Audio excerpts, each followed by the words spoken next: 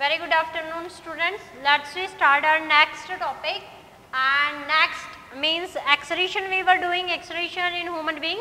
So this is the concept map of excretion in human being. As you know, excretion is removal of waste or toxic material, and this is majorly ammonia, this may be urea, this में भी. तो हमारी body से या किसी भी living organism की body से वेस्ट मटेरियल या फिर टॉक्सिक मटेरियल रिलीज करना, उसे हम क्या कहते हैं? We call that as the excretion.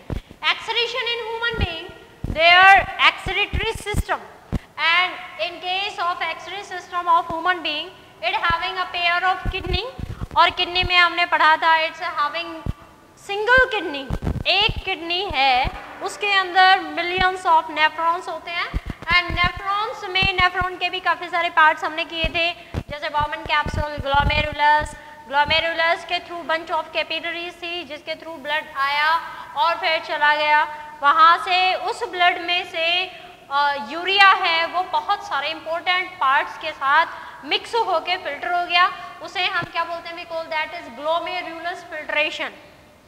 And then after filtration है रेनल ट्यूब्यूल्स में पहुंचा, फिल्ट्रेट रेनल ट्यूब्यूल्स में पहुंचा, वहाँ उसके बहुत सारे इंपॉर्टेंट पार्ट रीअब्जॉर्ब हो गए जिसे हम कहते हैं ट्यूबुलर रीअब्जॉर्प्शन. और वहीं हमारे ट्यूब्यूल्स में दैट इज डीसीटी में काफ़ी सारा सिक्रेशन वहाँ सिक्रेट हो गए, हमारे उसी मीडियम के साथ उसी फिल्ट्रेट के साथ ऐड हो गया और फाइनली जाके कलेक्टिंग डक्ट के थ्रू यूरेटस में चला गया, उसे हम क्या बोलते हैं? We call that as the tubular secretion. तो यहाँ ये 3 स्टेप्स हैं जो हमारी यूरिन को फॉर्म करने में हेल्प करती हैं. सो प्रोडक्शन ऑफ यूरिन या urine production, these are 3 steps. Glomerulus filtration, tubular reabsorption हम कर चुके हैं, ये ट्यूबुलर सिक्रेशन. तो ग्लोमेरुलस फिल्ट्रेशन में ग्लोमेरुलस, बॉमन कैप्सूल और पोडोसाइट्स, बहुत रोल है पोडोसाइट्स का. नेक्स्ट ट्यूबुलर रीअब्जॉर्प्शन में हमने पढ़ा था कि हमारे पीसीटी में 70% रीअब्जॉर्प्शन हो जाता है, लूप ऑफ एनल में सिर्फ 5% होता है और हमारी डीसीटी में 20 to 25% होता है. तो यहाँ रीअब्जॉर्प्शन हुआ. सिक्रेशन में बहुत सारी जैसे पोटाशियम आयन हो गया, सोडियम आयन हो गया, क्लोराइड आयन हो गया, बाइकार्बोनेट आयन हो गया, वो हमारी डीसीटी से सिक्रेट होके, हाइड्रोजन आयन हो गया, वो हमारे डीसीटी में सिक्रेट होके हमारे वेस्ट मटेरियल के साथ मिक्स हो जाते हैं और फाइनली ये सब चीज़ें पहुंची कलेक्टिंग डक्ट तक. सो कलेक्टिंग डक्ट से यूरिन बहुत ही हाईली कंसंट्रेटेड हुआ और वहाँ के collecting duct say that urine passed through up. जो सेकंड हमारा पार्ट था यूरिन हमारी एक्सक्रीटरी सिस्टम का, that is a pair of ureters. Third,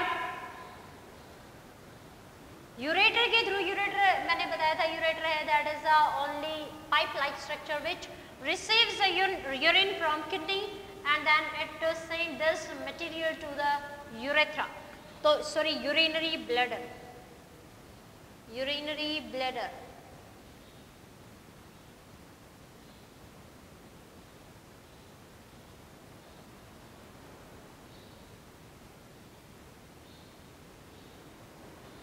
And last is the opening. Urinary bladder can store only and only 800 ml to 1000 ml of urine, and after that there is a signal which comes from the brain that signal is passed to urinary bladder and it excretes out through a pore, and that pore is known as urethra. ये pore है, ये urethra कहलाता है. तो ये हमारा concept map है जो हमें एक्सक्रीशन के बारे में बताता है. Excretion in human being, excretory system in case of human being, ये एक्सक्रीटरी सिस्टम था. लेकिन इसके अलावा और भी हमारी बॉडी के बहुत सारे पार्ट्स हैं जो हमारे वेस्ट मटेरियल को हमारी बॉडी से बाहर निकालता है. फॉर एग्जाम्पल रेस्पिरेशन में जो सबसे इम्पोर्टेंट पार्ट हम पढ़ते हैं दैट इज लंग्स. तो लंग्स भी हमारा एक टाइप का एक्सक्रीशन में हेल्प करता है।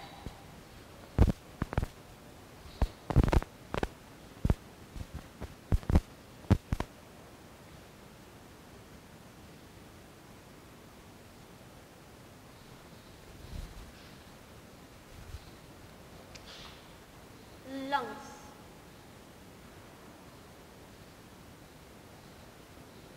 एज यू नो, हमें बहुत अच्छे से पता है कि हमारी थोरेसिक कैविटी में लंग्स प्रेजेंट होते हैं और लंग्स में एल्वेलाई होती हैं। लंग्स की जो लास्ट ब्रैंक्यूल्स के साथ एल्वेलाई कनेक्ट होती हैं। ये alveoli, this alveoli is having much amount of oxygen, क्योंकि हम अपनी ऑक्सीजन जो इनहेल करते हैं वो हमारी एल्वेलाई में या फिर you can say air sac में प्रेजेंट होती हैं। और यहाँ से ब्लड कैपिलरीज आती हैं। ब्लड कैपिलरीज अपने साथ कार्बन डाइऑक्साइड गैस लेके आती हैं और इनकी जो सिंपल स्क्वामस एपिथेलियम सेल्स होती हैं जो इनकी मेम्ब्रेन पे लाइन करती हैं, which help in diffusion process. यहाँ कार्बन डाइऑक्साइड, यहाँ ऑक्सीजन का पार्शियल प्रेशर बहुत ज़्यादा होता है 104 Hg/mm एंड यहाँ पे कार्बन डाइऑक्साइड बहुत ज़्यादा होती है ब्लड कैपिलरीज में।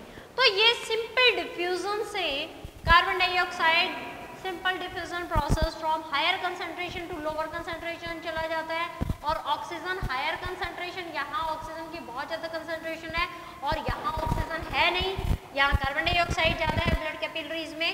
तो यहाँ हमारी कार्बन डाइऑक्साइड यहाँ से यहाँ चली जाती है एल्वेलाई में और हमारी ऑक्सीजन एल्वेलाई से हमारी ब्लड कैपिलरीज में आ जाती है।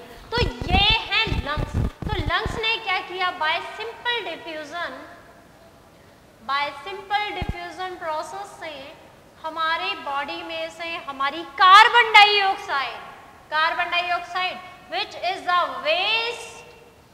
वेस्ट मटेरियल और you can say wasteful gas for our body material and wasteful gas for our body, it released by lungs। और lungs के कौन से हिस्से से रिलीज हो रही हैं ये एल्वेलाई के कौन से प्रोसेस से, बाय सिंपल डिफ्यूजन से ये रिलीज हो रही है। तो हमारा लंग्स है that is also the excretory part. Excretory system में हम इसको इंक्लूड नहीं करते। एक्सक्रीटरी पार्ट और important organ of the body which also help in excretion, that is first is lungs, second is skin।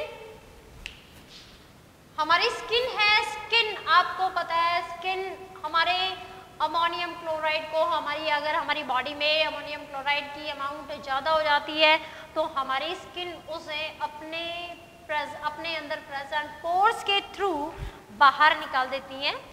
So second is skin.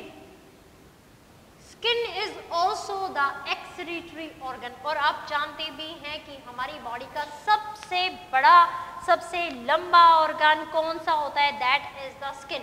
So skin having pores inside it, और ये pores हमारी body में से sweat के through, ये हमारी body में से स्वेट के थ्रू हमारे सोडियम क्लोराइड या फिर एक्सेस अमाउंट ऑफ वाटर को हमारी बॉडी में से बाहर निकलता है। Third one is intestine.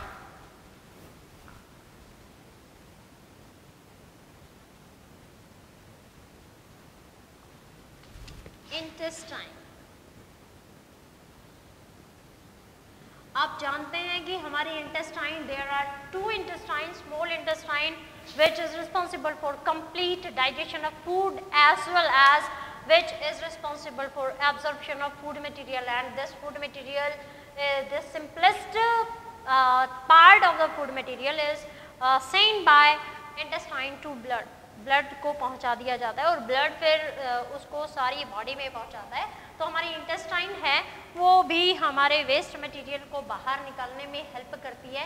It also secrete many harmful या many that's hormone, that's iron, potassium ion, sodium ion, and it also send the water to the waste material and release these all through the fecus. Faeces के through ये हमारी body में, हमारी body से बाहर इनको send करती है. Next is lungs, sorry liver. Lungs तो हम कर चुके हैं. लीवर, आप जानते हो कि अभी हमने किडनी के बारे में पढ़ा है. किडनी हमारे यूरिन को फिल्टर करती है, but urine that having much amount of urea, लेकिन यूरिया बना कहाँ, यूरिया हमारे लीवर में इसकी सिंथेसाइज होती है. तो अगर यूरिया हमारे लीवर में नहीं बन रहा होगा तो kidney can filter this urea from blood. तो यहाँ पे हमारे यूरिया लीवर में बनता है which is a waste material. And ये कैसे बनाता है, ये फूड मटेरियल में से जो वेस्ट मटेरियल है, नाइट्रोजनस मटेरियल है, उनको यूरिया की फॉर्म दे देता है which is very toxic. And ये हमारी इस यूरिया को हमारे ब्लड के थ्रू हमारी किडनी में पहुंचा देता है, जिसकी वजह से हमारी किडनी उसको फिल्टर करती है. तो ये कुछ ऑर्गन है जो हमें हमारे एक्सक्रीटरी सिस्टम के अलावा ये हमें देखने को मिलते हैं, और ये हमारी बॉडी में एक्सक्रीशन का काम करते हैं. Next, excretion in plants.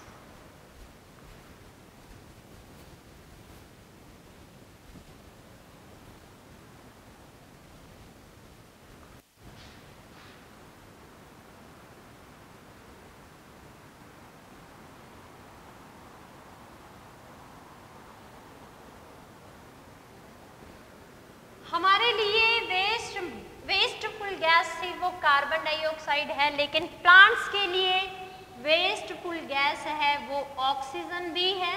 And during photosynthesis wasteful gas is oxygen. Photosynthesis के दौरान जो वेस्टफुल गैस है वो ऑक्सीजन है, और ऑक्सीजन को वो स्टोमेटा के थ्रू भी बाहर रिलीज कर देते हैं. इसके अलावा सिंपल डिफ्यूजन से भी बाहर रिलीज कर देते हैं. इसके अलावा रात को जब भी वो रेस्पिरेशन करते हैं तो रेस्पिरेशन के दौरान उनकी वेस्टफुल गैस है दैट इज कार्बन डाइऑक्साइड. तो ये जो भी हमारी और हमारे प्लांट्स की जो भी गैसेस हैं, whether that is useful or that is wasteful, if that is wasteful that is released by the body उसे बाहर कर देती है, और अगर वो इम्पोर्टेंट है तो भी बॉडी उसे अपने अंदर ले लेती है, इनटेक कर लेती है, और अगर रिलीज कर रही है तो भी वो तो प्रोसेस तो एक ही है. कौन सा प्रोसेस? Diffusion process. भाई डिफ्यूजन प्रोसेस कौन सा होता है? It is that process through which any living organism inhaling और एक्सहेलिंग या फिर इनटेकिंग और releasing gases, and that process is known as diffusion. And that is always in diffusion process, that is always occur या takes place in from higher concentration to lower concentration. तो यहाँ photosynthesis में भी हमारी oxygen waste material होती है, इसीलिए ये डिफ्यूजन प्रोसेस से प्लांट से बाहर आ जाती है. और रेस्पिरेशन में CO2 हमारे लिए भी वेस्टफुल गैस है और प्लांट्स के लिए भी वेस्टफुल गैस है, इसीलिए उसको बाहर फेंक दिया जाता है. नेक्स्ट, हमारे प्लांट्स बहुत सारे सेकेंडरी मेटाबोलाइट्स सीक्रेट करते हैं. सेकेंडरी मेटाबोलाइट्स जिनको हम यूज़ कर लेते हैं, लेकिन प्लांट्स के लिए वो बहुत ही वेस्टफुल होते हैं. ये कैसे एक्सक्रीट आउट होते हैं? तो ये हमारे प्लांट्स के स्टेम के थ्रू, अगर यहाँ पे स्टेम में पोर्स प्रेजेंट होते हैं जिनको हम लेंटिकल्स कहते हैं, लेंटिकल्स के थ्रू ये सेकेंडरी मटेरियल्स हैं या सेकेंडरी मेटाबोलाइट्स हैं, ये हमारे प्लांट्स की बॉडी से बाहर आ जाते हैं. प्लांट्स उनको बाहर फेंक देते हैं, and these secondary metabolites are useful for human being.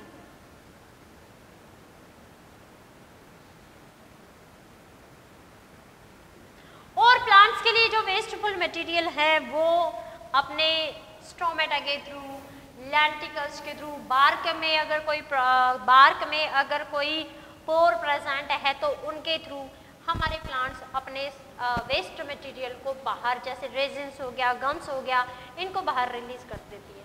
So students, if you, हमारी किडनी में, मैं आपको बता दूं कि हमारी किडनी में स्टोन प्रॉब्लम हो जाती है, that is known as renal कैल्कुलाई।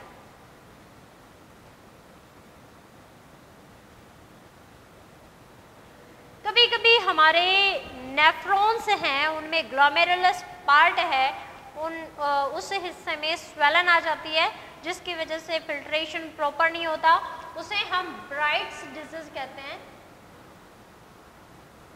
Brides disease.